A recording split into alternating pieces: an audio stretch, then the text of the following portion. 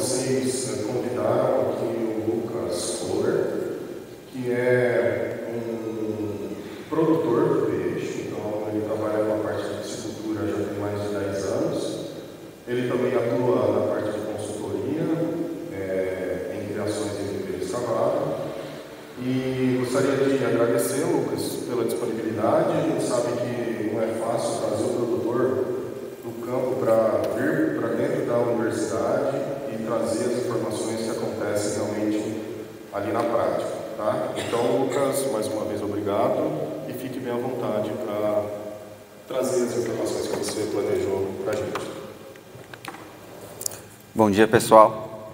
Como o professor falou, ficar bem à vontade e vou tomar um chimarrão primeiro.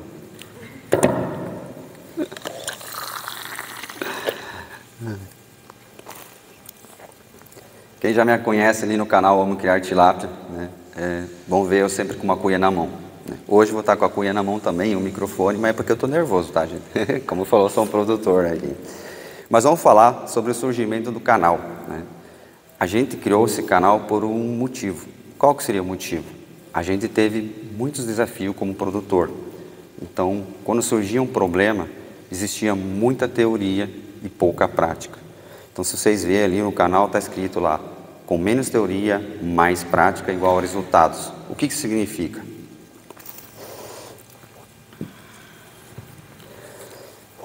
Significa que as pessoas, em geral, não estão pondo em prática o que a teoria está falando. Então, a gente começou a pôr em prática as teorias, para ver se o resultado batia.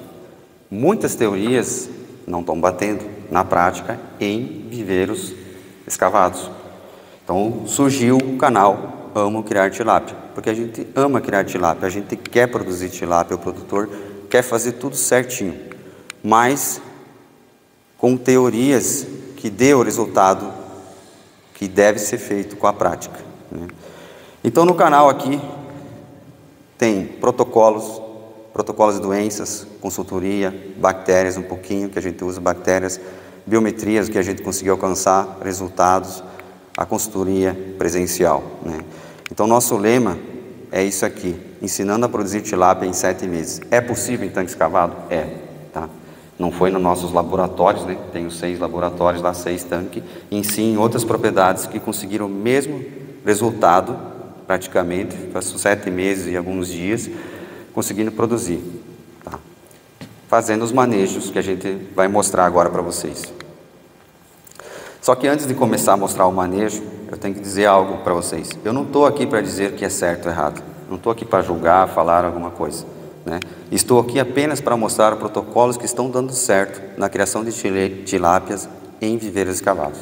Simples assim, tá? Não estou falando, a teoria de vocês está errado, certo, ou a minha está certa, de vocês está errado, tá?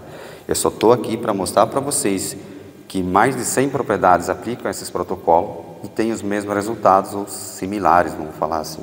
Então, o objetivo é esse, trazer o conhecimento da prática que deu o resultado esperado. Né? Então, vamos explicar os viveiros, os laboratórios. Né? Quando eu comecei, há 10 anos atrás, nós tínhamos esse tanque aqui e esse aqui, né? Com o objetivo de fazer dinheiro produzindo tilápia, né? Produtor normal. Depois consegui fazer esse. Em 6 anos, depois, estava construindo 6 tanques. Só que aí começou o problema. Nós passamos por uma seca, né? Uma seca que o rio secou. Aqui tem um córrego, não tinha. Aqui tem uma entrada, uma vertente, uma nascente. Praticamente não conseguia manter esse tanque cheio. Então a renovação automaticamente foi diminuindo, forçado. Então você imagina o problema que a gente começou a ter. E do outro lado nós começamos a ter também a solução desses tipos de problemas. Então hoje existem muitos protocolos, muitas teorias que dizem que tem que ter muita renovação de água. Hoje a gente fala que não. Quanto menos água você renovar, mais controle você tem do ambiente do tanque. Então o que seria a renovação? Quanto que a gente está renovando nesses viveiros aqui? Não passa de 1%. Então hoje não precisa mais que 1%. Esse 1% ele é indicado só para manter nível e derramar um pouquinho. Né? Aí uma outra questão que vamos falar assim, que a gente testou muito, Talvez vocês imaginem que cada tanque está sendo alimentado com uma água, vamos falar assim, da nascente separado. Mas adivinha, essa nascente produz água para todos os tanques. Então ela começa aqui, é canalizado para esse tanque, mais ou menos aqui assim entra a água. Aqui desse tanque vai para esse tanque, desse tanque vai para esse tanque e aqui é o decantador. Para nós conseguir ter água para esses aqui, aqui nesse decantador, nós bombamos a água para esse tanque, e esse tanque vai para esse tanque, e esse tanque volta para cá.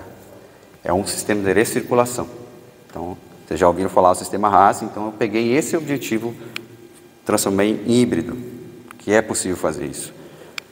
Sei que vai ter questionamento sobre doenças, né, mais para frente, né, tem essa parte aqui, mas só para explicar como é que está funcionando os viveiros, os laboratórios, né. Hoje eu chamo de laboratório porque a gente está testando muita coisa, né? Por isso que a gente chama de laboratório. Mas antes de começar, né, vamos falar assim rapidinho os protocolos que a gente indica para o produtor, né? Não é que todos fazem, né? A grande maioria não faz isso. Eu também não fazia isso quando eu comecei a produzir tilápia. O que a gente fazia? Secava o tanque, já fechava o tanque e já colocava peixe, né? Mas daí surgiu um aparelho chamado oxímetro, né? Há anos já existe. Só que qual que é o desafio? É você usar, né? Então eu comecei a usar. Então chega um limite, uma saturação de matéria orgânica e terra. Então isso aqui não é só matéria orgânica, isso aqui é baranco. A terra aqui do viveiro veio para cá, se incorporou junto com a matéria orgânica e fica assim, né? Qual que é o desafio, por exemplo, de você pegar e alojar logo o peixe? Não é a doença, tá? Porque na verdade se você pegar logo e alojar isso aqui, vai ter muitas bactérias benéficas, bioremediadoras, você enche o tanque, a água já fica verde, já fica com o fitoplâncton, tudo certinho, entra em circulação, ciclando normal. Só que essa matéria orgânica aqui, ela consome muito oxigênio. Ela consome oxigênio valendo, gente. Então hoje existem teorias que falam 30% a tilápia consome, 70% é o ambiente. Desses 70%, 50% é a matéria orgânica. 20% é o ambiente, fitoplâncton, zooplâncton, todas as espécies de bactérias que estão no tanque. Então o primeiro protocolo que a gente indica é limpar o tanque. Limpando o tanque antes de alojar. Então aqui nós começamos, mas aí como eu falo para vocês, laboratório, quando eu comecei a limpar esse tanque, aconteceu uma questão. Me falaram de empedrar o tanque. Aí vai lá o Lucas empedrar o tanque, né? Uma coisa nova, nossa, nunca tinha empedrado um tanque. Então a gente começou a empedrar o tanque. Só para mostrar para vocês, tanque normal escavado, né? Normal. Aqui está o tanque empedrado. Aí em vez de eu ouvir as pessoas, vamos falar assim, né? Seria assim, falaram para empedrar só a lateral aqui assim. O Lucas vai lá e empedra tudo, até o fundo. Só que quem empedrou a lateral e o fundo usou cascalho. Eu não tinha cascalho, eu peguei irachão. Então você imagina passar areia aqui, com essas pedrinhas aqui no fundo. Mas vocês vão me perguntar, Lucas, mas por que você fez isso? Por que você empedrou o fundo? Vou mostrar mais para frente. Eu tenho tanque geomembrana. O peixe, quando você está adensado, por exemplo, aqui 14 peixes por metro, nesse tanquinho aqui, dava em torno de 14 mil peixes, ele é 1.000 metros quadrados mais ou menos, ele fuça muito. Qual que era a ideia? Eu empedrando ele lateral, empedrando o fundo, não vai entrar sólido de suspensão. Por exemplo, quando você começa a adensar peixe, ele fuça muito, ele começa, tem muito peixe, ele fuça baro, fuça tudo e entra sólidos em suspensão. O que acontece com sólido de suspensão? A água turva. O que a água turva faz? Não deixa produzir fitoplâncton, não deixa o sol passar. Então o oxigênio vai não sendo produzido durante o dia de forma gratuita e você acaba tendo que usar muito areador durante o dia. Aqui nesse tanque eu alojei 25 peixes por metro.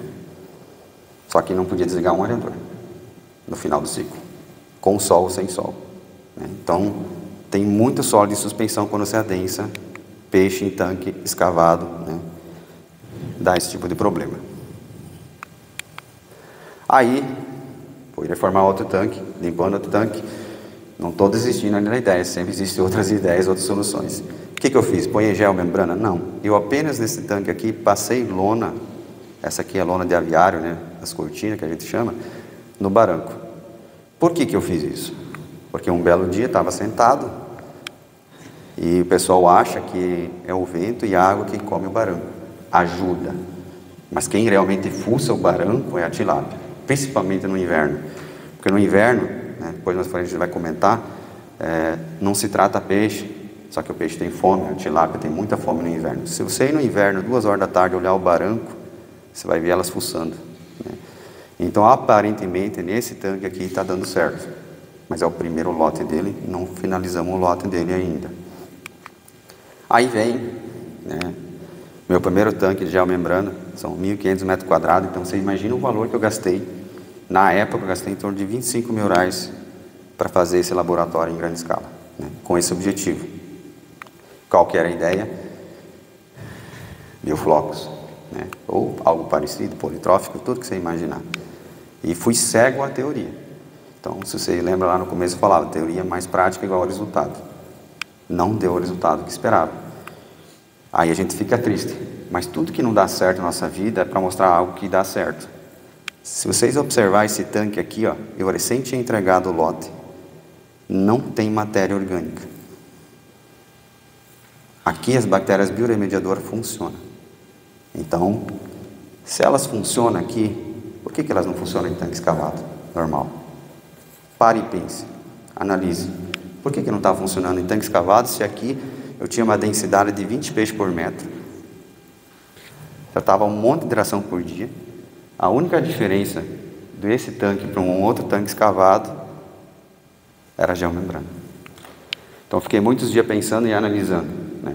Porque vocês já devem ter visto muita propaganda, probióticos, bioremediadores, que mostra que ele come a matéria orgânica, vamos falar assim, do peixe e deixa o tanque limpo. Na prática vocês viram que não acontece. Só em tanque de geomembrana sim. Porque na hora que você põe geomembrana, você está imantando. Aqui agora, todas as bactérias que você colocar vai funcionar porque não tem as bactérias naturais. Não tem nada interferindo. Se você, que nem tem 6 tanques. Desses 6 tanques, vocês acham que os 6 tanques são iguais? Não são. Cada tanque tem sua bactéria natural incorporada. Esse tanque do lado aqui, como ele foi feito no seco, ele é um dos melhores tanques. Se eu pedir para todos os produtores que eu faço consultoria, eu não faço consultoria, e peço para eles o tanque que você construiu no seco. O seco quer dizer assim, é um lugar que nunca teve água, é um lugar que lá tinha grama, tinha lavoura. Todos falam a mesma coisa. Nossa, foi fácil criar peixe ali. Foi tranquilo, comparado aos outros que era construído no banhado. Aqui era um banhado, tá? Então eu drenei esse tanque aqui dá para ver os drenos aqui, tudo drenado para ponhar. Então isso começa a chamar a atenção das certas teorias. Aí um fala que funciona, imagine eu pegar e falar, não funciona bioremediador. Mas não é assim. Funciona bioremediador, mas tem que observar onde que ele vai funcionar 100%. Não que no tanque escavado ele não funcione. Ele funciona. Mas vocês têm que lembrar que tanque escavado, ele desbaranqueia. Ele tem terra e matéria orgânica junto. E as bactérias bioremediadoras, a gente só come matéria orgânica e não come terra. Ainda bem, né? Senão nós estávamos fodidos, né? Perdão da palavra. Ele ia comer tudo. Aí vem um caso bem, como é que eu vou dizer assim, contraditório talvez. Estudei muito isso aí, fiquei analisando sentados e tentando entender as teorias. Toda teoria foi criada por algum objetivo. Não foi feito para fazer mal para alguém ou para atrapalhar a vida de alguém, tá? A teoria foi criada em certas épocas. Na época do calcário, vou contar o que a minha suposição, os tanques viveram escavados, eles não passavam de 1,20 m de profundidade. Sabe por quê? Porque não existia areador. Era 2 peixes por metro e olha lá. Não existia aração que boiava. Então se jogava a aração. Se fazia panelas e mergulhava a panela para o peixe ir lá comer. Isso é um produtor profissional há uns 15 anos atrás. Ele usava aração pelletizada na época, né? Ou fazia só lavagem. Muitos trabalhavam com grão de soja e até o trigo, né? Como não há areador, o calcário foi usado. Só que se vocês lembrar, 15 anos atrás, não se secava os tanques. Passava-se areia baixava o tanque, não limpava o tanque. Então, o calcário fazia efeito. Porque qual a diferença do calcário e do cal virgem? O cal virgem é imediato. Se você pegar um balde e jogar lá 10 gramas em 20 litros de água, e você medir o pH, acho que foi para 9, 10. Se você pegar, pode jogar 50 gramas de calcário e jogar num balde de água, não mudou nada. Porque a gente sabe que o calcário demora meses para começar a fazer o efeito. A gente sabe disso, não só na piscicultura, mas sim na lavoura, né? Na produção de grãos. Passa esse calcário e espera um ano para começar a fazer efeito, né? Então, aqui que surgiu o uso do cal virgem, para melhorar o pH e também para colocar a dureza em carbonato em 30. Né? A única forma de você conseguir em 2, 3 dias levantar a dureza em carbonato, conhecido como alcalinidade, eu falo muito sobre dureza em carbonato por causa do kit. Ó. O kit é muito fácil, né? Eu passo o canal, o cara tem dúvida, ele vai lá, pesquisa, ele acha para comprar e consegue fazer o que eu faço, né? Então, esses kits, essas coisas que eu falo, é uma questão do padrão para as outras pessoas conseguir fazer. Porque se pegar a alcalinidade, existem vários tipos de alcalinidade, teste de alcalinidade, e às vezes dá muita diferença. A gente já fez esse teste. Aí o cara fala assim, a minha alcalinidade está 80. Aí eu falo assim, compra esse teste aqui e vê como é que tá. Ah, tá 40, tá bom, né? E tem o caso que o cara fala assim, ah, tá 80, depende da marca, não marca certo, às vezes é a mais barata e usada de piscina, às vezes também, né? Que ela não precisa ser tão eficiente. E dá essa diferença. Aí começa a surgir problema. Então vamos dizer assim que você corrigiu o tanque está limpo.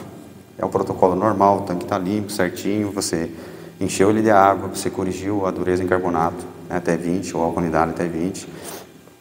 Algo que não é feito, mas que funciona, foi testado várias vezes, é o uso do bactericida e fungicida. Aqui no caso essa marca, né? Por ele estar liberado no Ministério da Agricultura, né? Criação de camarões, né? O custo dele é muito baixo. Como é que se faz isso? Como é que é feito isso? Aqui está o olivino, aqui está a caixa. Geralmente a caixa às vezes é de 2.000 litros ou 1.000 litros. Você usa apenas 2 gramas antes de alojar o olivino juvenil. Você joga 2 gramas nessa água aqui e aguarda 5 minutos. Você acabou de desinfetar teu peixe para o lado de fora. Então você já reduziu de trazer doença de outra piscicultura. Que essa semana o que eu recebi de fotos de produtores de juvenil com francisella, né? É uma outra doença, vou falar na frente. Mas se eu pedir para eles, foi feita desinfetação, foi feito esse protocolo? Não, não foi feito. Ninguém faz. Ou 90% não fazem. Sabe quanto que é o custo para você desinfetar uma caixa? Não dá R$2. Você imagina quantos 1.000 olivinos tem aqui? O valor é ilusório, nem dá para calcular, é décimos de centavo, 5 minutos a mais de trabalho, e não fazem. Aí como tem gente que tem os 10% que fazem, aí eles também gostam de me desafiar nos meus protocolos.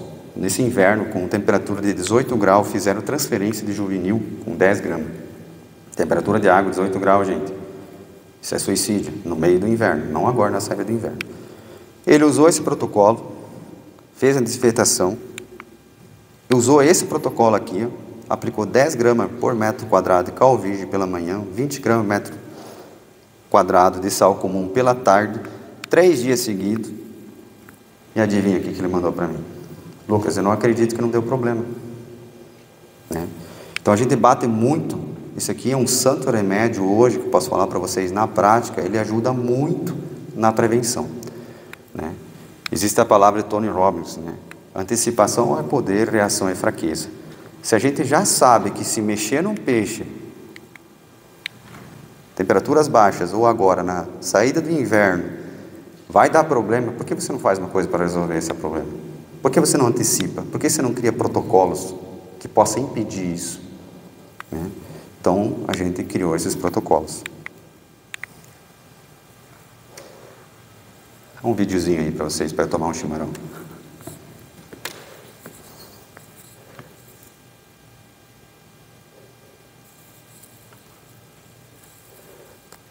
O único problema do cal virgem. O DJ está acompanhando. Vocês viram? O único problema do cal virgem, recapitulando, vocês viram que a dureza de carbonato está em 20, a gente precisa corrigir.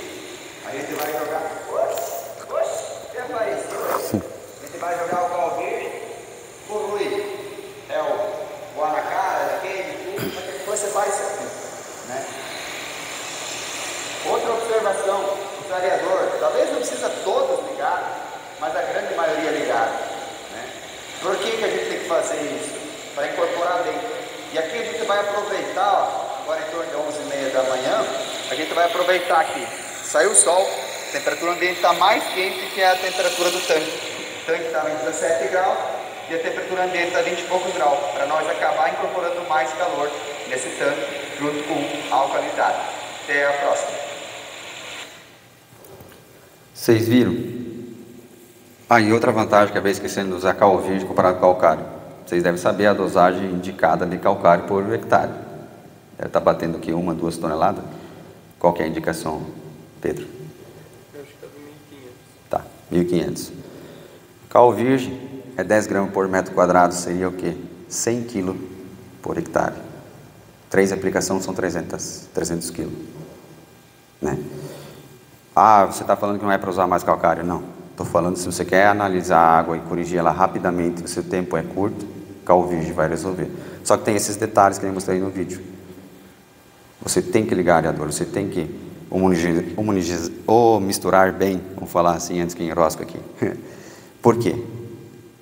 Porque se tu jogar em tanque que não tem nenhuma areação, não use cal virgem, use calcário, tá? Que é o cal virgem, ele vai pegar e vai mexer muito na questão do pH. Aí a gente tem que entender o que o pH faz para a tilápia, né? O que o pH faz para a tilápia? Vamos supor assim, imagine que ele dificulta a respiração, mas quando na hora que você jogar o cal virgem, não quer dizer que vai sumir o oxigênio da água, não some, você pode pegar o oxímetro, você joga cal virgem, a dosagem que você quiser lá dentro e não vai sumir o oxigênio. Só que a tilápia não vai conseguir absorver esse oxigênio devido à elevação do pH. Então ocorre uma dificuldade em respirar. Você deixando o aerador ligado, não tem problema nenhum. Aplicar de manhã, à tarde. Por que aplicar cal virgem de manhã e sal à tarde? Uns vão falar assim, por causa do pH de manhã está mais baixo. Não tem nada a ver. A questão de aplicar de manhã, porque existe um processo. Então muitas teorias foram criadas, são muito boas. Só que a questão é a seguinte, lá na ponta, o produtor vai fazer? É esse o processo que ele vai conseguir incorporar na piscicultura dele? Um exemplo, se você aplicar a cal virgem pela manhã e falar para o produtor assim, deixa 1 hora ligado o aerador, ele vai deixar e depois vai desligar, porque a energia está cara. E durante o dia a gente tem que aproveitar a energia do sol. Então, se você jogar sal pela manhã e desligar o aerador, sabe o que vai acontecer? O sal vai para o fundo. O sal ele não se incorpora, ele não se mistura como a gente acha. Eu cheguei a fazer um teste no tanque, jogar 36 sacos de sal comum, 1.000 metros quadrados, porque eu queria testar a teoria de incorporação de sal, melhorar a oxigenação, como estamos trabalhando com densidades elevadíssimas. Após 36 sacos aplicados naquele tanque, eu tive a maior decepção da minha vida. Tem um aparelhinho que você mede lá a solubilidade, deu 0. Você imagina você jogar 36 sacos de sal em 1.000 metros quadrados? Claro, foi cada dia 2, foi processo adaptativo para não matar o peixe. E você pegar o aparelho e não conseguir incorporar nada, você sente e chora. Mas sabe por quê? Porque eu media quando o zerador estava desligado. Aí um dia fui mais cedo pela manhã e quando o zerador estava ligado, aí eu também sentei e chorei, porque subiu demais. Aí a minha teoria caiu por base, a prática não funciona. Não adianta fazer a água ficar salobra dessa forma que eu comecei, porque não adianta, precisa igual ter agitação para ela estar se movimentando na água. Então por isso que a gente decidiu assim, da melhor forma possível, imaginando a tilápia, se passar sal, jogar sal à noite, o cara vai ligar o aerador durante a noite, porque ele é obrigatório ligar, porque senão vai faltar oxigênio. Então isso já é um processo do produtor que já acontece, tá? Aí vem os protocolos. Nós estamos na saída do inverno, mas aqui também na entrada do inverno, durante o inverno. Aqui está o gel membrana, uma outra teoria que me custou muito caro. Existe a teoria seguinte, a gente ouve muito falar, baixou, antigamente era 16 graus, tá gente? Hoje já falam em 17 graus. Temperatura da água chegou a 17 graus, não trata peixe, no inverno, ou 17 graus não trata peixe. Foi lá o bonitão do Lucas, foi lá e seguiu a teoria. Só que o Lucas esqueceu de avaliar o seguinte, os primeiros anos de geomembrana, né? O que é a geomembrana? Acabei de falar para vocês lá atrás, que ela imantou todo o tanque, não tem acesso mais matérias de tera, tudo que você imaginar que a tilápia come não tem, ela só tem plástico para chupar. Resumindo, o primeiro frio que deu, 5 dias depois, morreu um monte de peixe por fungo. E adivinha só onde que morreu? Onde é que eu não tratei. E os outros tanques continuei tratando normal. Normal no sentido seguinte, quanto que elas comem, num horário pré-definido pela manhã, né? Então daí aqui eu comecei a abrir as tilápias. Comecei a abrir. E peguei também e abri tilápias em outros tanques, né? No outro tanque eu fiz o teste só de um dia, para mostrar, né, que tem um canal ali. Se você não tratar a tilápia, outro dia você pode abrir a tilápia, vai ter tera no bucho dela, vai ter palha, vai ter tudo que ela come no barranco, vai estar lá, né? Então, certas teorias de não tratar o peixe, às vezes não há necessidade de fazer esse manejo. Você pode continuar tratando o peixe. Só que qual que é o cuidado? Você não vai tratar peixe 2 horas da tarde, gente. Se você ir tratar peixe no inverno 2 horas da tarde, é justo o horário que a água está mais quente. E se você ir tratar lá pelas 7h30, 8 horas da manhã, debaixo de geada, a água vai estar 14, 15 graus. O peixe não come nem 5%. Mas ele come só o que ele precisa. E ele não morre, tá? Pode ficar tranquilo.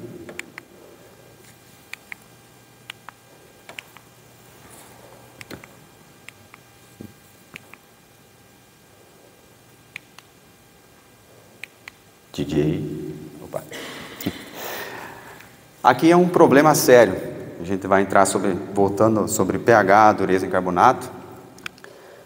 Eu chamo de tricodíneos, tricodiniase, pode ter outros nomes. Mas por que eu falo essas palavras mais simples? Porque o produtor está pesquisando muita coisa. Então eu uso palavras que ele digitar no Google e tem que achar a resposta, né? Em palavras mais grosseiras que a gente fala em linguagem de produtor, pneumonia no peixe. Porque é igualzinho a pneumonia no peixe. Isso aqui para mim é o pulmão do peixe. Aqui que ele ocorre a respiração do peixe. E aqui totalmente inflamado, é como se fosse a pneumonia, ele não consegue respirar. Qual que é a reação da tilápia quando começa a acontecer isso? Você vai andar na beirada do tanque, você já vai ver uma e outra tilápia no barranco. Meio fraca, meio lenta. Tem umas que estão perto para morrer, você pode pegar com a mão, com passaguá. E você vai ver, abrir as brânquias dela, vai ver isso aqui. 99%. Quando ocorreu isso? Quando a dureza estava em 10 e o pH 6,4. Simples assim. Não foi uma, não foi duas, foi várias propriedades que a gente atendeu. Quando deu tricodiniase, é tanque que tem alta taxa de renovação. E se você fazer a análise dessas duas kits aqui apenas, você pega isso aqui, né? E às vezes o produtor tem 2 tanques, até 3, 4, 5. É aquele que tem maior renovação, dá esse problema. Então vocês veem que às vezes exagerar na renovação não vai trazer soluções. Resolve uma coisa e estraga outra. E já vamos entrar em outras contradições aí também.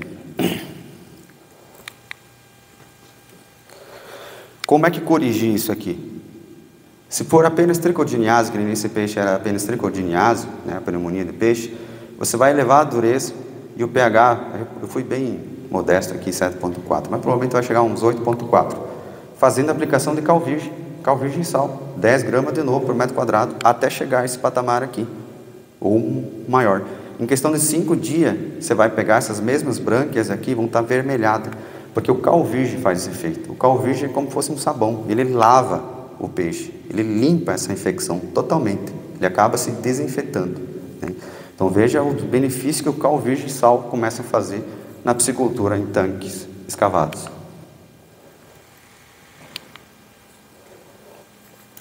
Então, como eu comentei, as mesmas aplicações que a gente já usa como preventivo no fungo, a gente pode usar também para pneumonia no peixe. 3 aplicações pelo menos, mas às vezes pode ter que fazer 6 aplicações. Quem vai dizer isso são as análises da água. Então, por isso que eu bato muito em cima. É outra coisa, a gente, produtor, está pecando muito. A gente não faz análise uma vez por semana. Não está sendo feito. Porque o produtor ainda não entendeu que ele consegue evitar 90% dos problemas dele fazendo análise. Então, muitos socorros que eu faço ocorrem devido... Tem que me explicar.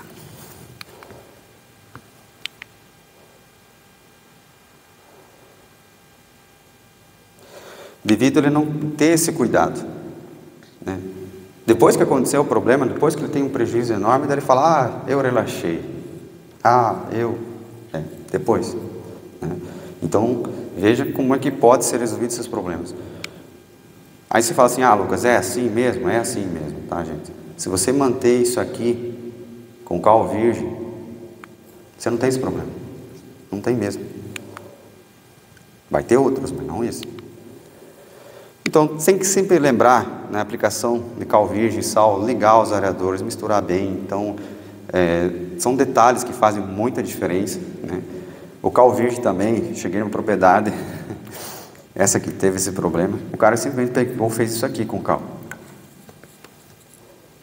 Ele pegou um saco e derramou num lugar. Era 8 sacos, ele derramou em 8 pontos. Deu o resultado? Não. Você vai lá com o passaguá e mexe, está lá ainda tudo cal virgem, porque você sabe que se jogar um cal virgem em uma pelota, ele se gruda, vira uma pelota, né? Então tem detalhes que tem que ser cuidado. Agora eu vou fazer uma pergunta para vocês, né? Não adianta nada não ter oxigênio suficiente para o bem-estar animal, tá?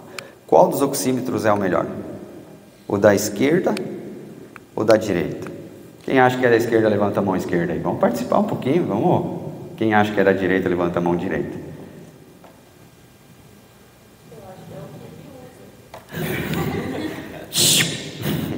Não pode estragar.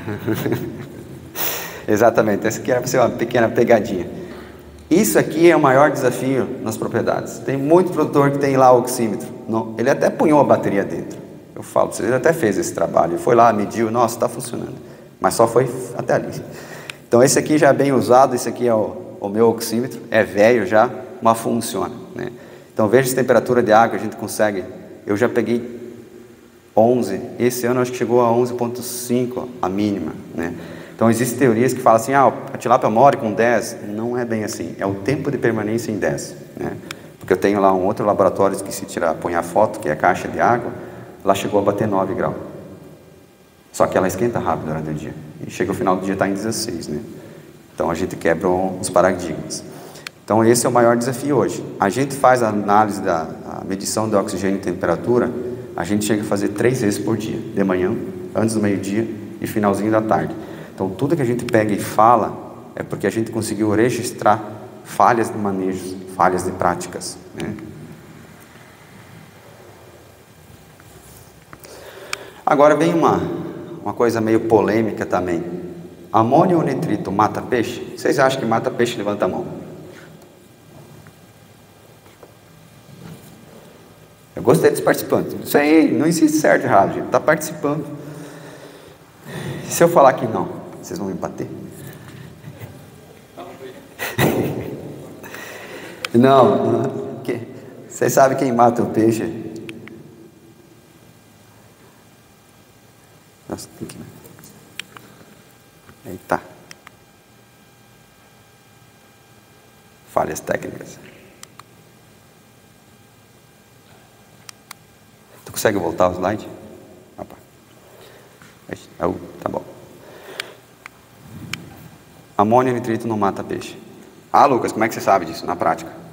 Eu cheguei a levar um tanque a 20 ppm de amônio e comia normal. Totalmente normal. Mas foi querendo? Não. Aconteceu um desastre ecológico, né? Entrou muita matéria orgânica no rio, o rio está aqui atrás, era no momento de seca, então estava bobando essa água, até eu perceber que tinha mais dejeto do que água, demorou. E foi tudo para um tanque. Então chegamos a 20 ppm de amônio, não morreu o peixe, ele não parou de comer. Simples assim.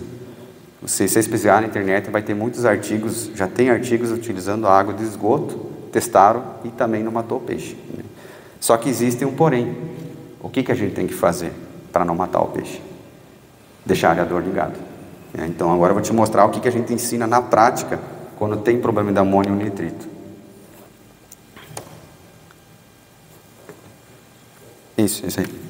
É que tem o DJ aí, está mexendo, daí nós estamos brincando aqui que nem John Jerry, né? Então essa aqui é uma tabelinha muito usada, né? Você faz análise, né? Então você vai pôr aqui, ou aqui, ou aqui, ou aqui. Então vamos supor lá, o produtor, vamos dizer que ele entendeu o benefício de fazer análise uma vez por semana, ele vai pegar e fazer essa análise. Ele começa fazendo análise, começa do lote e está assim. Aí vai indo, 0,50, 0,1. Tem gente que chega a 1 já entra em desespero. Eu falo assim, respira, está tudo tranquilo, 1 não quer dizer nada. Chegou 2, eu falo alerta. Aí você tem que esperar, opa, se ele está seguindo essa sequência de subir, sinal que ele vai parar aqui ou até aqui, né? Chegou 2, alerta. Chegou em 3, a maioria das pessoas faz o quê? Vai tratar peixe, dá descarga, faz muita coisa. Sabe o que a gente indica? Liga um areador durante o dia, não desliga. Deixa 24 horas ou 30% dos areadores ligados durante o dia. E a gente já sabe que vai chegar 6,5 a outra semana. Aí o produtor, outra semana, manda, Lucas, chegou 6,5 agora. Agora você deixa 50% dos areadores ligados durante o dia. Porque isso é o ciclo normal. Vocês podem testar isso em caixa de água para fazer todo esse ciclo. Precisa ter amônia para surgir as bactérias benéficas, né? Então, tem que acontecer isso. Só que o produtor não precisa tratar peixe. Não precisa parar de tratar peixe. Chegou 6,5, ele deixou 50% do areador ligado durante o dia, ele vai tratar o peixe normal e o peixe continua comendo normal, né? Normal, simples assim. Se ele aumentar a renovação, vai estourar mais amônia ainda. Então, ele deixa a renovação baixa e cuida. Se for nitrito, é o mesmo problema. Mesma coisa, você vai fazer a mesma coisa. O que mudou na nossa piscicultura quando a gente esqueceu essa parte aqui, ó? Pode ver que está meio dobradinho aqui, ó. Isso aqui em tanque ou viveiro escavado, esquece, pelo amor de Deus. Isso aqui foi criado para aquário. Se isso aqui, se eu fazer no aquário, daí tu vai ver que vai morrer peixe. Mas você tem que lembrar que o aquário não tem areação, na grande maioria, não tem nada, né? E você tem que entender o que a amônia faz para a tilápia. Ela faz quase o mesmo processo do que o pH alto. Imagina nós aqui uma entrada de fumaça. Imagina aquela porta aberta entrando ar. Está tudo bem. Imagine nós fechar aquela porta e continuar entrando fumaça. Em pouco tempo nós vamos começar a sufocar. Quando você deixa o areador ligado, você está deixando aquela porta aberta, você está entrando com um oxigênio novo. Então a tilápia nem sente o efeito da fumaça ou quase não sente. Simples assim. Então o que a gente fez? Excluiu isso aqui, a gente nem olha mais, porque ó, se a gente seguir essa tabela dos laboratórios lá do Amo Criar Tilápia, o pH está 8,5, estava 8,1 em 20 ppm, será que ela está tóxica? Aqui não marca 20 ppm, né? 6,5 o máximo. Deveria ter morrido todos os peixes, e tinha 25 peixes por metro na época, né? Então a gente descobriu que essa tabela tem que entender por que ela foi criada. Ela foi criada para aquários. Em viveiros escavados você abandona ela.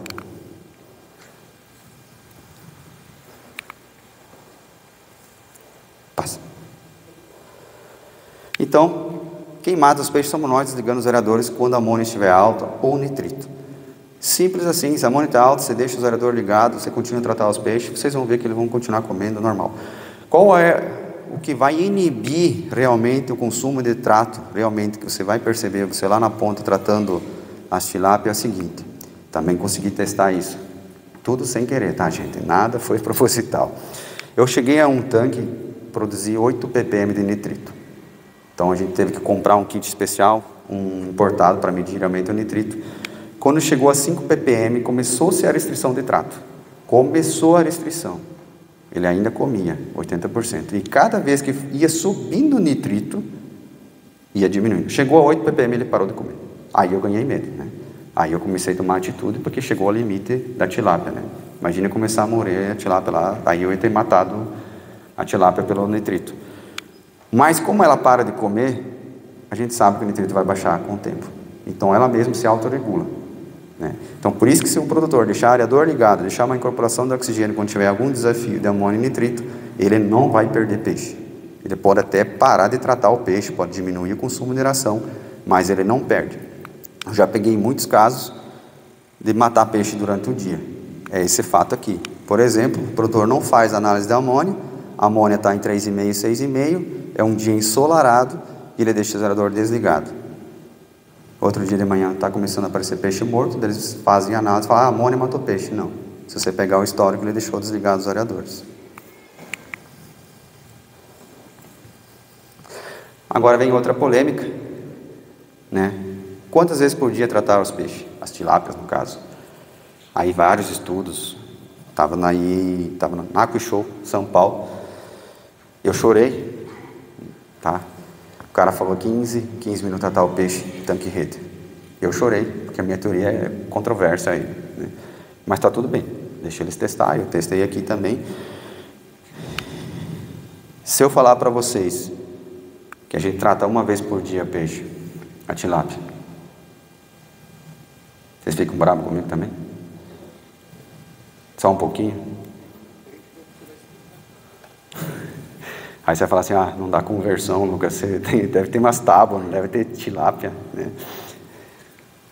Nós começamos a tratar uma vez por dia, por necessidade. Meu pai teve um AVC, então meu pai tratava os peixes, na época, faz anos atrás, da noite por dia, imagina o tumulto que dá, e vamos lá tratar peixe. E ele tratava às 10 da manhã, às 4 horas da tarde, e eu tinha meus outros negócios e não tinha como eu fazer isso. Aí um dia, simplesmente, eu peguei e sentei, né? Acabei sentando e falei, não vou conseguir, né? E não consegui achar ninguém para tratar. E por que não? Vou tratar só de manhã. Peguei, comecei a tratar só de manhã, acompanhei a biometria. Opa, deu o mesmo resultado. Legal, bacana. Outro mês eu falei, agora vou me desafiar. Vou tratar mais cedo, porque às 8 horas eu queria sair. 8 horas da manhã eu já queria estar no campo, na rua, né? Vamos falar assim, sou vendedor, né? 6 horas da manhã, tratando peixe, novembro. Eu lembro até hoje, um produtor vindo assim.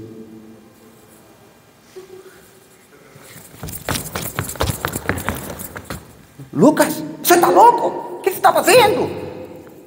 Eu olhei para ele assim, respira, respira. Tentei explicar para ele, não deu certo. Ele saiu mais louco ainda. Explicar minhas teorias, ele sabia do meu pai, tudo. Falou, não, você é louco. 2 anos depois, ele começou a tratar uma vez por dia. Isso que é meu amigo, hein? Hoje ele trata uma vez por dia, porque ele começou a ver os resultados. Então, por que a gente começou a tratar uma vez por dia? Foi questão de necessidades, aconteceu o percurso nas nossas vidas, e a gente começou a perguntar, por que não? Eu nunca na minha vida tinha conseguido colocar 10 gramas de tilápia por 2 meses seguidos, ou seja, de 600 gramas foi para 1,2 kg. E um produtor passou eu consegui pôr 11 gramas, eu fiquei triste, me passou, só que daí a densidade era menor, né? Outro produtor fez o mesmo manejo, fez isso. Aí vem o trato, aí você fala assim, Lucas, tá, tem que explicar um pouco melhor, concordo, né? Porque se você pegar um alivino e tratar uma vez por dia, você mata tudo, né? Porque você vai jogar um monte de hidratação lá e vai morrer tudo, né? Aí vem a contradição, não é contradição, é entender quando for um alivino. Um alivino eu entendo que ele é um bebezinho. Você se importa se eu sentar um pouco? Não? Tá, eu preciso sentar que tá. A idade está pegando. Ai. Imagine um alivino, um bebê. Nós já fomos um bebê. A mãe cuidou muito bem de nós, né? Porque se ela dava leite demais, nós tinha refluxo. E às vezes a mãe até perceber, nós tinha muito refluxo, né? Inclusive eu tenho uma filha, eu sei disso, como é que foi, né? Então um alivino é o mesmo processo, gente. Então a gente tem que cuidar do refluxo, porque ele não sabe dosar ainda. Então qual que é o teste que a gente começou a fazer no laboratório? A gente pegou um alivino de 0,8 gramas até 25 gramas, nós tratamos 5 vezes por dia, tá? Só que qual que era a questão? Horário, gente. Vocês têm que estar atentos ao horário. Era 5 vezes por dia, mas era até meio-dia. Quando atingiu 15 gramas, nós começamos a reduzir para 4 tratos.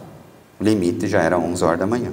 E foi sucessivamente chegando a 8 horas da manhã, um trato só.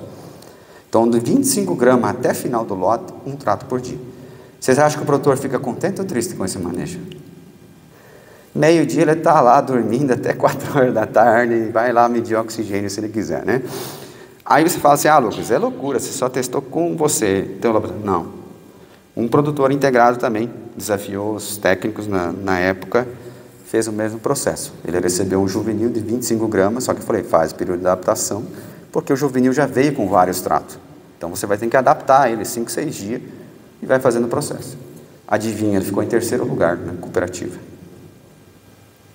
É loucura, né? Ele só fez isso diferente comparado dos outros. Todo mundo xingando ele, os técnicos chegando e falaram, se der problema, você vai arcar. Ele falou assim, eu vou arcar com o problema. Será que o técnico deu os parabéns depois?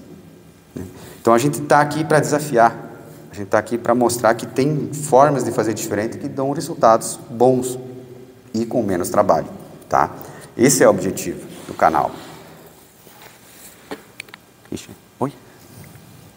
Aí tá, deu certo, foi testado em outras propriedades, mas por que deu certo? Né? A gente se questiona, por que deu certo? Você tem que ficar pensando, foi cagada? Sim, eu assumo, foi cagada, foi várias coisas que acontecem a gente na vida e dá essas cagadinhas. No momento era uma história ruim, mas dessa história ruim surgiu uma história boa. Então na nossa vida vai ter muitos momentos desafiadores, tá? Que às vezes fala, pá, não deu certo como eu gostaria, mas no final vai mostrar que era o caminho a ser percorrido, né? Aí a gente entendeu o seguinte, eu tenho a cadeira poderosa, que é uma cadeira de praia, você pega e senta e olha para o teu tanque e fica lá, sem celular, uns 15 minutos, fica lá olhando, respirando, imaginando o que a tilápia está fazendo nesse momento. A minha teoria é simples, a tilápia é sangue frio. O que é sangue frio? Animais de sangue frio, uma cobra, um lagarto, tudo é sangue frio. Se você analisar a natureza de uma cobra, né, você já deve ter visto, a cobra comeu um ratinho, está lá toda estufada, bonitinha, e está lá procurando pedras para se aquecer, para melhorar a sua digestão. Lá em casa tem muito lagarto, então você vai ver o mesmo processo. Por que a tilápia não vai ser o mesmo processo? Ela é sangue frio. Sangue frio significa que a temperatura do corpo dela é a temperatura do ambiente. Então você imagine, o sistema digestivo dela também é binário, né? Binário, ou ela come ou ela faz digestão. Então você imagina que você tratar várias vezes por dia a tilápia, quantas vezes você interfere no sistema digestivo? Quantas vezes ela vai reiniciar o sistema digestivo dela no bucho dela? Ela começou a digestão, você vai lá, soca uma ração. Ela começou a digestão, soca uma ração. Aí vai ter uma contradição de novo. Aí vocês vão falar, de repente, pensar em o que acontece, teorias, fala assim, a tilápia faz digestão em 4, 6 horas. Não faz, gente. É 24 horas. No inverno chega a 48 horas. Se eu pego e trato a minha tilápia, saceio ela, seguindo a tabela, vocês podem até seguir a tabela, e abrir a tilápia 24 horas depois, você vai ainda achar um pequeno resíduo no bucho dela. Pequeno, mas vai achar. Em 8 horas, o bucho vai estar cheio ainda. Mal e mal, o grãozinho da ração vai estar se dissolvendo, virando uma papa. Isso, verão. Imagina no inverno. Então, para vocês entenderem, por isso que funciona. Porque a gente acabou ajudando a tilápia. A gente não está mais lá interferindo no sistema digestivo dela. A gente está ajudando ela a melhorar a digestão. Aí você vai falar assim, mas na natureza ela vai comendo. Sim, mas se ela pudesse comer tudo uma vez, ela ia comer de uma vez e ia descansar. Você não ia fazer isso se pudesse? Eu ia, né?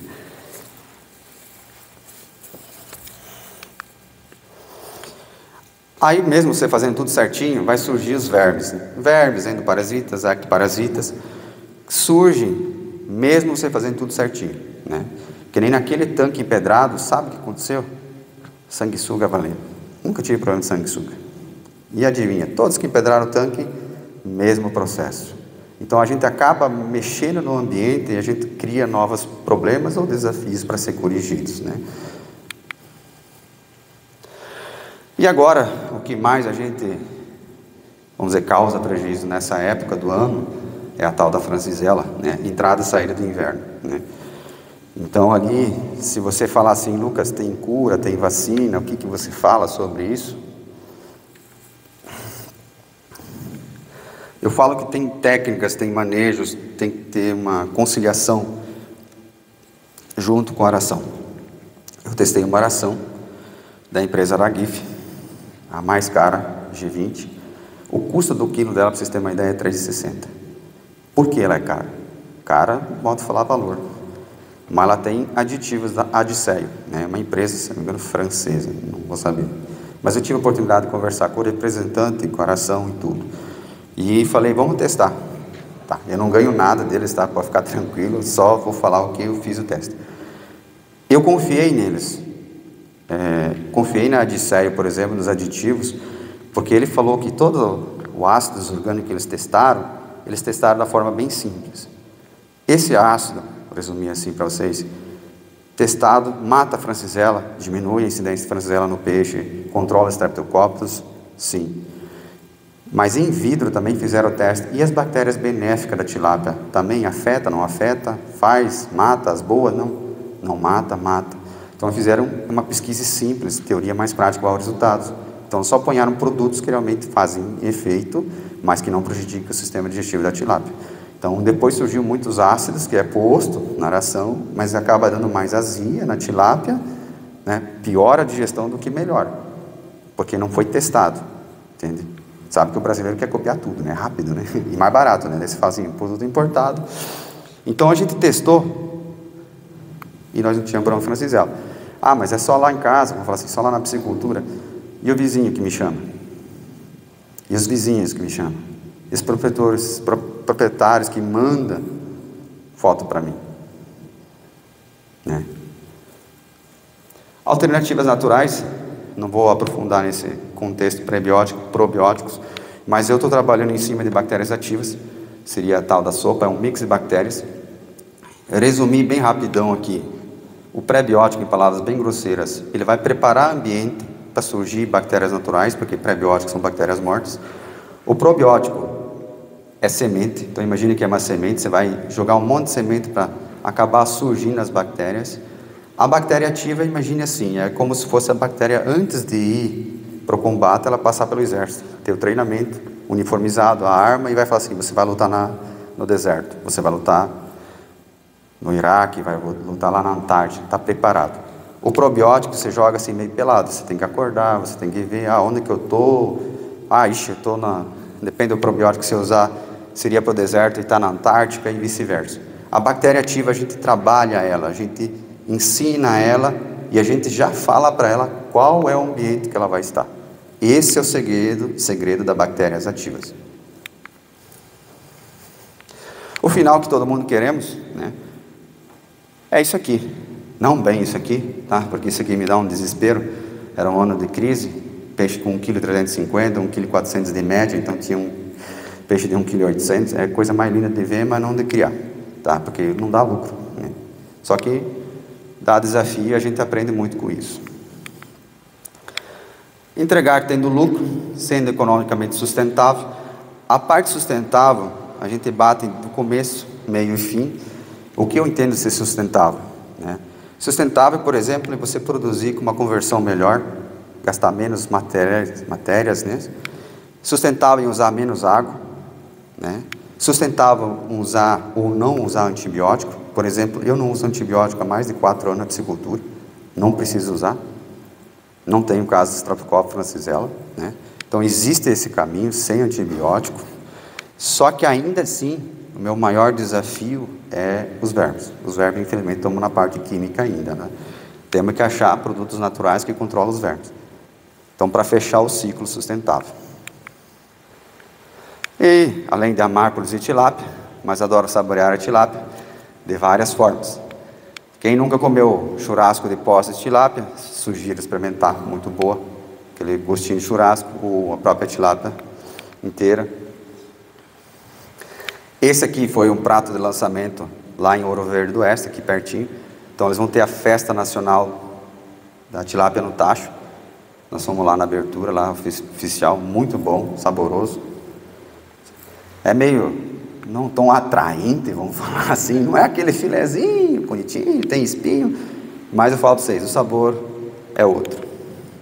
Aqui tem o mestre Cuca aqui fazendo o X tilápia. Em vez de usar um hambúrguer, frita na frigideira ali o filezinho, usa o bacon, usa o ovo, fica muito bom também. E muito obrigado a vocês pela oportunidade, por ter organizado isso aqui. E a mensagem que eu vou dizer para vocês, todo mundo nasce sendo uma criança, isso é fato. Todo mundo vai nascer sendo apenas uma criança, mas o que vai depender de você ser uma pessoa que vai fazer diferença no mundo depende apenas de você. O que vai fazer a diferença? Mas todo mundo nasce igual. As suas escolhas, as suas atitudes vão transformar você. De repente daqui pode sair alguém que vai salvar a piscicultura brasileira lá na frente. São vocês, tá certo? E esse é o contato, se caso quem quiser entrar. Muito obrigado.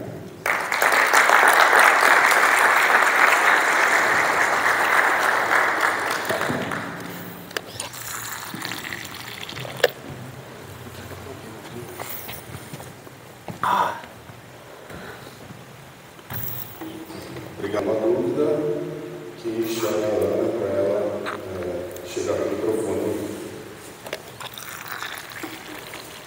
Ixi, agora vamos.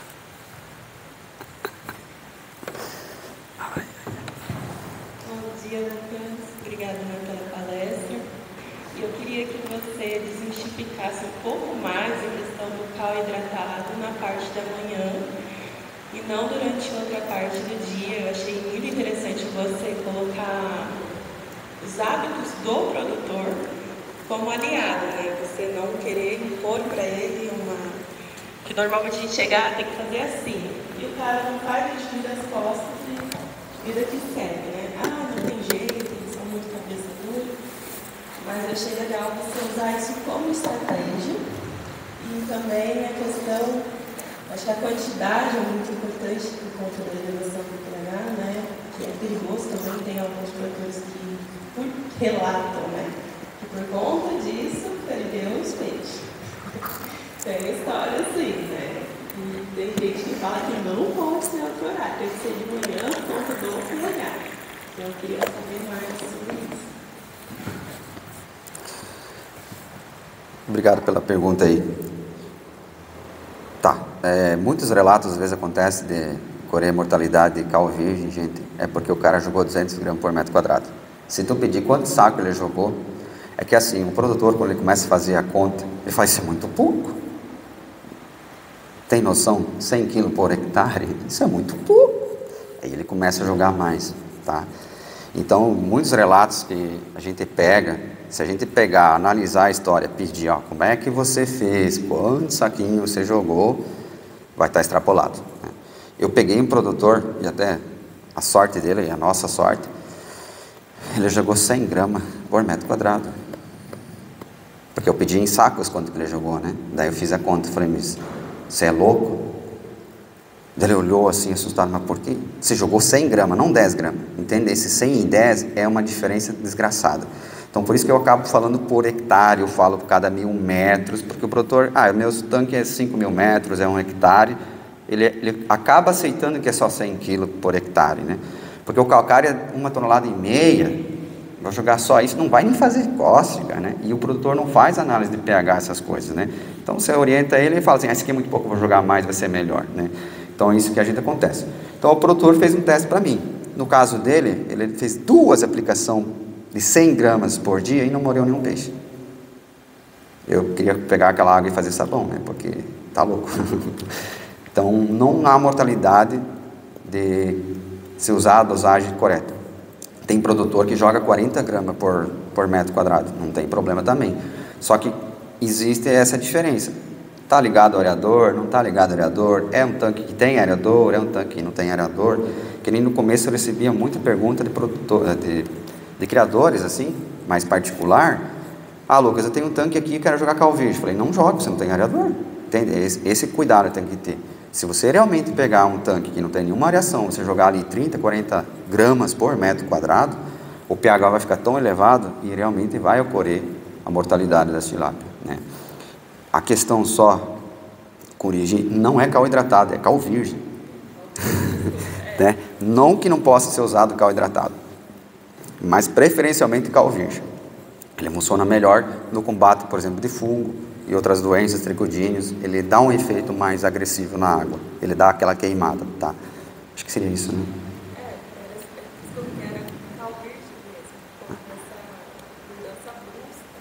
Tá, agora eu lembrei. Sobre horário, gente, eu já apliquei de manhã, eu já apliquei de meio-dia, eu já apliquei à tarde, já orientei produtores, por exemplo, que nem esse caso de tricodiniase. Cheguei lá depois do meio-dia, falei, ó, você tem que aplicar isso. Cara, mas se eu... Daí acordou para a vida, né? E se eu fazer a aplicação amanhã, já passou mais 12 horas, vou perder mais quantos peixes, né? Posso aplicar agora? Claro que pode. Pega e aplica, não dá problema nenhum.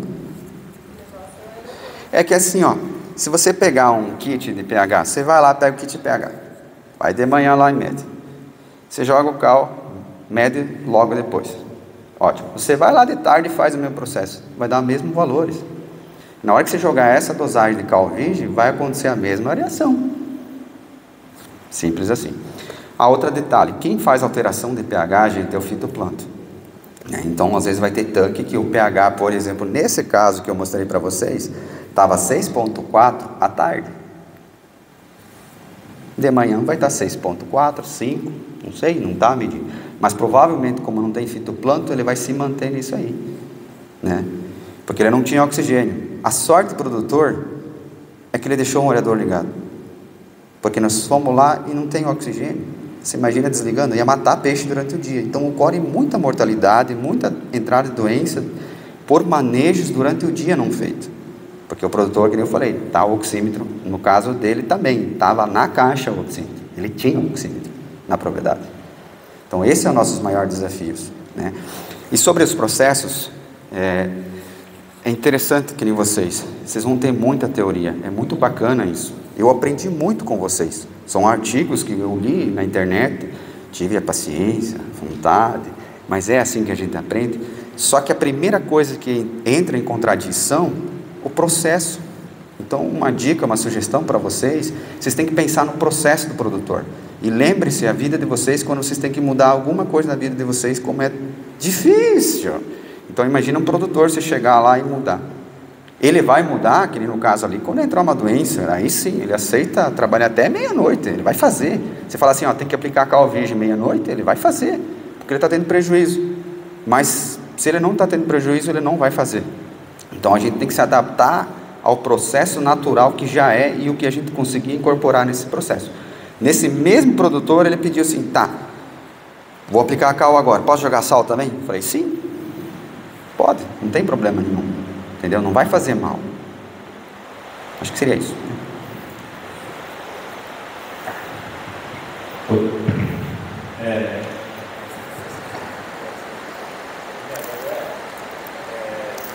bacana essa palestra, Lucas. Minha pergunta... Deixa eu só mais perto, tá chovendo, daí...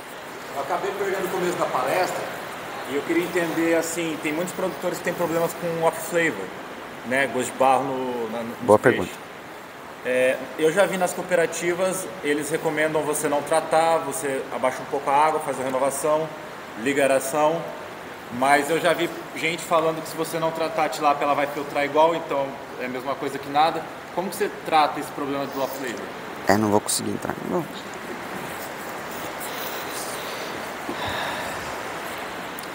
Uma excelente pergunta. Então, resumindo assim, gosto de barro na tilápia. Tem tantos manejos e poucos que dão certo. Por exemplo, eu tenho um tanque lá, deu gosto de barro. Primeira coisa, você tem que entender por que deu gosto de barro, né? É uma alga, é o ambiente. Geralmente acontece na saída do inverno, né? Geralmente no inverno.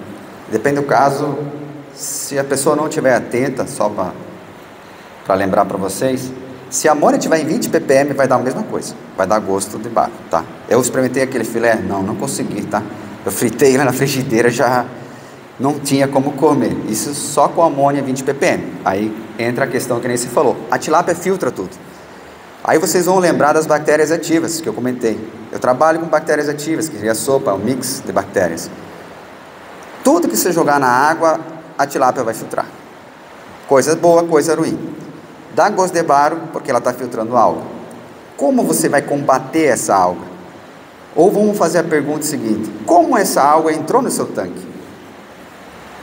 Simples, é inverno, baixa temperatura, então você já sabe o ambiente que ela gosta. Como resolver isso? É fácil, a gente vai usar a lei da física simples, preencher o espaço. Nós não vamos deixar esse ambiente ser favorável para essa alga. E como nós vamos fazer isso de forma fácil, barata e que entre no processo do produtor? Aí vem a sopa, tá? A sopa é aplicada todo santo dia, ela preenche o espaço da água, ela tem bactérias benéficas, tem bactérias consideradas antibióticos, tem bactérias bioremediadoras. Tem que ser aplicado todo dia devido o peixe comer todo dia e cagar todo dia. Se você esperar a cada 3, 4 dias, na hora que você aplicar uma bactéria bioremediadora, vai sumir o oxigênio no seu tanque. Tá? Eu já tive o prazer de fazer isso. 5 horas da tarde, aplicar um tanque de sopa. Os peixes subiram tudo, gente, você não tem noção. Eu achei que ia morrer tudo. Em questão de 15 minutos, com todo o aerador ligado, os peixes para cima. Então, porque foi uma bomba. Chegou a bactéria bioremediadora, estava cheio de comida, é que nem nós, né? Chegar num banquete ali, agora nós vamos se atracar. Tem oxigênio, o ambiente está bom, pum. Aí existem várias formas mais simples, talvez, por época, porque a sopa é um pouco mais complexa. Qual a outra forma, Lucas, que você pode ajudar um produtor a fazer esse controle? Primeiro, você vai ter que verificar se a alcalinidade não está abaixo, pH como é que está, tem muitas questões, às vezes está abaixo. Depois você vai ter que entrar com um protocolo de probiótico, mas não na hora que deu problema, antes, bem antes, aplicar todo santo dia. Por exemplo, tem produtor que fala assim, que já passou por esse processo, né, já esse desafio, né, principalmente nas integradoras, chegou na hora de carregar, deu gosto de barro. Imagina o prejuízo, né? Aí ele 2 meses antes começa a usar probiótico. Está resolvido o problema, né? Com baixa renovação vai funcionar, só que vai ter um custo, né?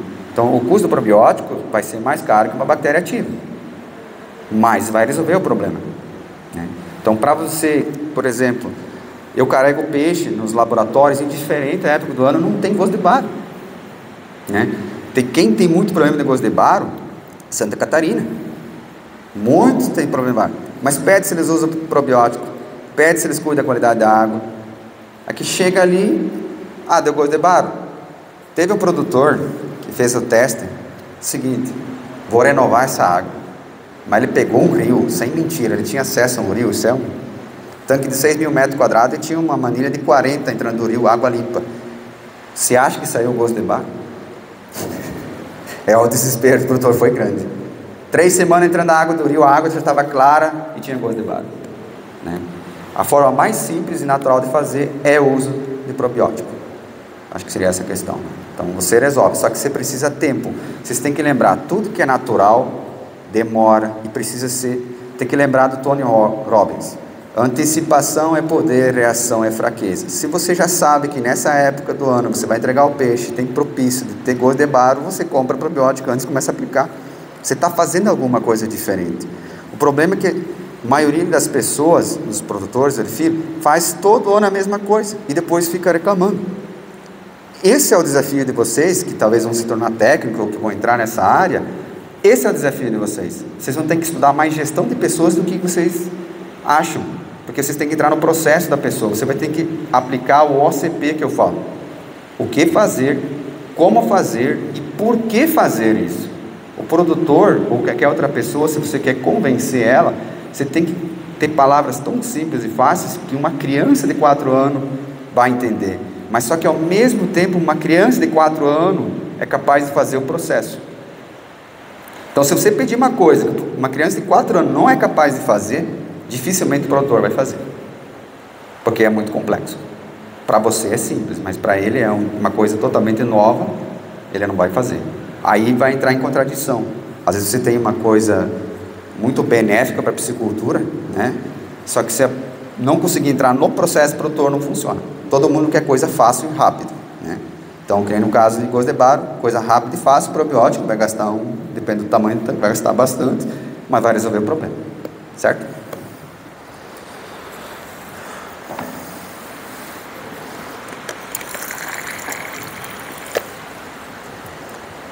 Bom dia, Lucas.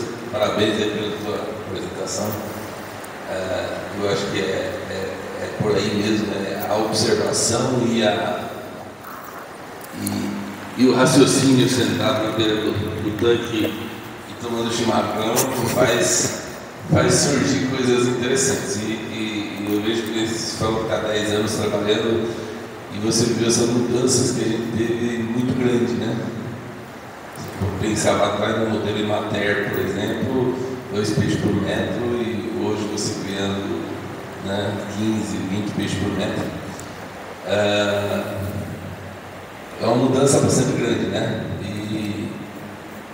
E eu acho que isso que é provocar até os alunos aqui. Eu acho que essa tua intervenção foi muito legal. E o que você colocaria como desafios? Até tu está trabalhando em consultoria, que é uma coisa que normalmente o pessoal faz uma faculdade e vai fazer consultoria. Você não, você fez um trabalho prático e aí você faz uma consultoria e conversa na mesma língua, né, com o teu público e tem essa experiência para mostrar. O que você diria com todas as transformações que teve nesses últimos 10 anos aí? para os próximos, não vou nem dizer 10, vamos dizer assim, 5 anos? O que você vê como os principais desafios? Porque a maioria da moçada aqui daqui a 5 anos vai estar no campo, né? O que você colocaria assim, como desafios, né, para os produtores e também para quem vai trabalhar campo, né, com isso? Né? Várias questões, mudanças estruturais, por exemplo, você tentou uma coisa que, por exemplo, o efluente zero, né, que é uma coisa importante, a questão da estruturação dos viveiros, do manejo, né? O que você vê assim, com os desafios que a gente tem, como é que tu vê a estrutura daqui a 10 anos? Aí vai ser uma boa pergunta, né? Daqui a 10 anos é muito, muito. Mas eu posso dizer o seguinte, já houve mudanças, né? Quando surgiu o canal, se vocês acessarem o meu canal, vocês pegam e rolam lá para baixo, né? Você vai ver uma pessoa meio perdida, bem perdida, cabeluda e um monte de coisa. Mas tem que ter um começo, tudo tem que ter um começo.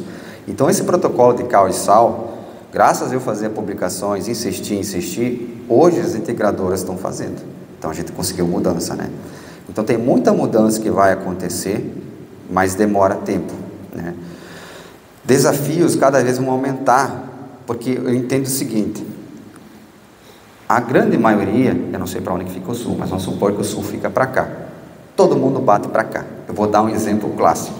Eu não tenho a informação completa, mas o que me deixa encabulado, por exemplo, vacina. As empresas de vacina estão fabricando vacina, tudo bem, ok, perfeito. Mas a pergunta é, por que não vacina as matrizes? Por que não desenvolve vacina para a matriz? Em vez de pegar um juvenil e judiar dele.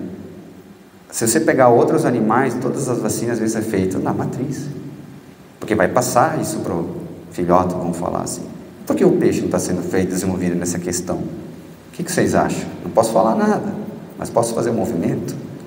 Você imagina uma matriz sendo vacinada e resolver o problema de Francisella ou diminuir 80% da incidência de Francisella. Quanto que ganha só um laboratório? Agora você imagina você vacinar o que uma matriz produz. Então são coisas que eu começo a ficar olhando assim, pensando, por que não está indo onde que é a causa, vamos falar assim. Então tem muitas coisas que a gente tem que se preocupar com a causa e não com o problema. Então quando a gente fala de Francisella, Streptococcus, as pessoas em geral olham o problema. Vou dar um exemplo. Eu coloquei aqui, por exemplo, uma coisa que ninguém viu, mas não tinha como ver, né? Todo mundo está passando por cima aqui, ó, eu estou pisando em cima, ninguém está vendo. Não chama atenção. Vocês viram? Não. Ninguém quer olhar isso aqui, quer olhar aquilo ali, algo maior. Mas essa pedrinha se transformou em uma coisa maior, por causa de manejos lá atrás, né? Então essa pedrinha aqui, ó, não é mentira, gente. Tem uma pedrinha aqui. Qual eu coloquei essa pedrinha? Proposital aqui.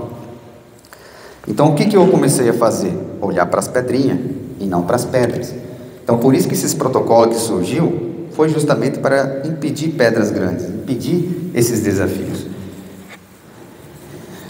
E daí certas questões não estão sendo feitas, tá? Existe uma política, você imagina quanto que me chamaram de louco, quanto me chamam de louco, e quanto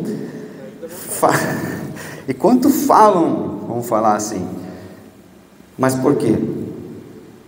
Vamos falar assim, a psicultura, vocês estão completando 25 anos, né? 25 anos, nesses 25 anos, qual a mudança que está ocorrendo?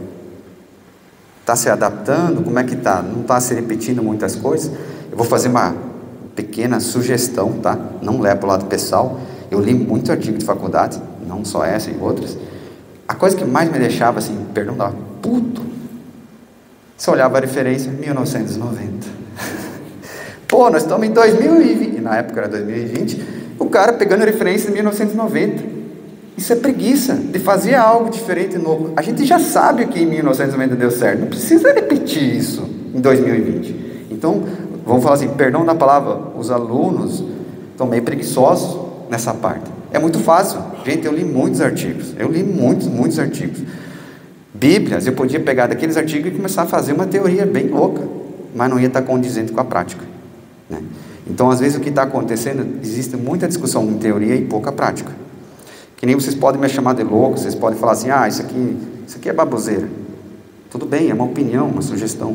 Mas para vocês me provar que isso não funciona, vocês vão ter que entrar em prática. Não adianta vocês pegar e falar isso aqui não funciona. Espera aí, eu vou seguir exatamente o que o Lucas propôs.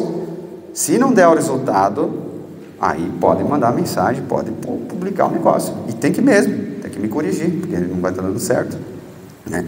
Então, por isso que eu trabalho assim, com menos teorias, mais práticas, né? Ou com a teoria, prática, tem que dar o resultado da prática. É uma forma matemática muito simples para você saber se o resultado está correto. Então, isso vocês têm que pôr em prática, não só no peixe, na vida inteira.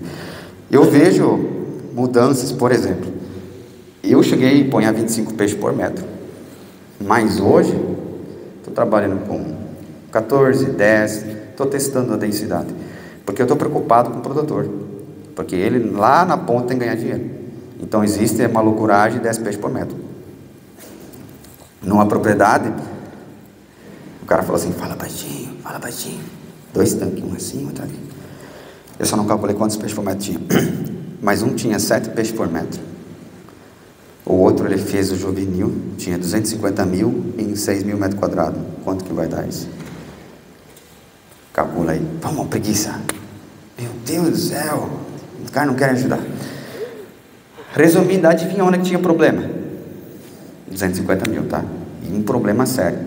Aí que vem a questão mais integrante, né? Que eu fui essa semana atender. Daí ele falou, entramos com tratamento, tem problema Francisella? Tá. Eu falei, mas por que entrou o Francisella? Eu pedi para ele. Quanto que dá? 41,7. É só 41 peixinhos por metro, tá? Tranquilo. Falei, mas por que está entrando Francisella? Aqui não, é o mesmo lote, é tudo igual. Tá densado. Perfeito, concordo. O que você vai fazer? Fazer tratamento. Tudo bem. Eu pedi para ele, se a gente entender a tilápia, pedi para ela, será que não está entrando a Francisella porque ela está ficando estressada? Está muito adensado? Ele ficou assim. Você acha que você fazer o tratamento vai curar a Francisella? E ele tem tanques para levar esse juvenil, então ele já podia abrir, ele podia baixar a densidade. Já está entrando com antibiótico, né? Então já mexe no peixe igual, porque se ele passar o tratamento de antibiótico e não resolver, ele vai ter que mexer igual no peixe. Sabe, são coisas que a gente pega que fica ali patinando e o produtor não vê. Só que você tem que estar presente ali e fazer as perguntas certas. Então, que nem a questão dificuldades. Esse tipo de dificuldade vocês vão ter. Que o produtor, às vezes, ele está com medo de fazer algo, porque ele sabe que corre risco de ter mais prejuízo. Só que daí você tem que explicar para ele, que nem eu falo, como fosse uma criança de 4 anos. Né? Explicar e provar para ele que isso é o melhor caminho. Não é que vai perder peixe na transferência, mas ali é um lado do outro, mas ele vai perder peixe igual, e a chance de não curar a Francisella, tá, gente, com antibiótico é muito grande, pela densidade, 41 peixes por metro, o outro tem 8. E na hora que ele abrir, salvar a metade dos peixes, esses vão se curar, pode ser que os outros não, né? Futuro. Parte da renovação de água hoje, já expliquei para vocês, tem essa tecnologia 1%, é manter-nível, já está rodando já há anos, já tem várias pisciculturas, tá? Vários, então a parte ambiental é bem sustentável. Vocês já devem estar ouvindo muito falar do sistema RAS, outros tipos de sistemas. A única questão que eu penso é a conversão alimentar. Então quem me acompanha no canal tem uma meta de 1.1, né? Isso é uma ótima conversão alimentar. Temos que achar esse é o caminho para ser sustentável, né? Não adianta o peixe chegar, acho que está em torno de R$8, e o produtor tem uma conversão de 1.7. Sustentável não é isso. Se tem tecnologia para produzir por 1.1, por que não usar? São 500 gramas a menos de ração. Faz isso a nível, só o Toledo, Maripá, quanto influente a menos vai parar no rio. E tem essa tecnologia. Parte de antibiótico. Posso garantir para vocês, já fiz em vários lugares, Streptococcus não precisa de antibiótico. Isso realmente, usando as bactérias ativas, você pode ter uma incidência no tanque, você vai entrar com bactérias ativas, você resolve o problema de Streptococcus. Tá? Isso é fato. A Francisella, qual que é o desafio da Francisella? Temperatura de água. A Francisella ataca mais temperaturas abaixo de 20 graus. nós estamos trabalhando com bactérias ativas, então ela reduz muito a eficiência dela. Streptococcus já é a temperatura mais alta, então melhora a eficiência das nossas bactérias ativas. Mas usando produtos, ácidos orgânicos e outras bactérias probióticas, pré-bióticas na ração, controla-se também bastante o caso Francisella. Não é que não vai dar, mas não vai precisar usar antibiótico. De repente o cara lá, em vez de perder 10% da produção do juvenil, vamos falar assim, ele perde 1% usando esses aditivos. Vocês têm que entender a natureza. Você não pode mexer num negócio 100%, porque senão cria resistência. Você usa antibiótico, um ano funciona, outro ano não, porque você acaba matando tudo. A natureza, ela é perfeita. Então ela vai criar resistência. Agora, se você deixa vivo, você deixa ela do jeito que ela está. Então as bactérias ativas seria o preenchimento do espaço. Então eu não estou interferindo, não estou jogando antibiótico, eu só estou ocupando esse espaço aqui, ó, por exemplo. Esse espaço aqui está ocupado por essa térmica. Nesse mesmo espaço não vai ter. A cuia vai ficar em cima ou fica embaixo. Então as bactérias ativas, nós enchemos o espaço, preenchemos ele. Na hora que vem, por exemplo, uma Francisella da vida querer ocupar esse espaço, ela vai ter que brigar. Então eu falo sempre assim, na parte bacteriana, é uma guerra infinita lá dentro do tanque. Então, se você preencher o espaço com bactérias benéficas para a tilápia, a maléfica, embora a natureza não existe certo e errado, não existe bem e mal, apenas existe, ela não tem espaço, ela tem que brigar. Então, ela não consegue se reproduzir muito rápido. Você diminui a incidência de bactérias francisellose, você diminui a incidência de bactérias Streptococcus e fora as outras bactérias. Tá? Então, eu vejo que o futuro, se for pensar, existe essa tecnologia de usar na aração e na água para não usar antibiótico. Mas como eu falei, ainda a parte de parasitas, assim, ainda, infelizmente, eu não tenho conhecimento para falar assim, usa fitoterápico, esse, ou tem a hemopatia também, nesse sentido, que poderia ajudar nós. Aí vai ter que ser anos de estudo para chegar lá.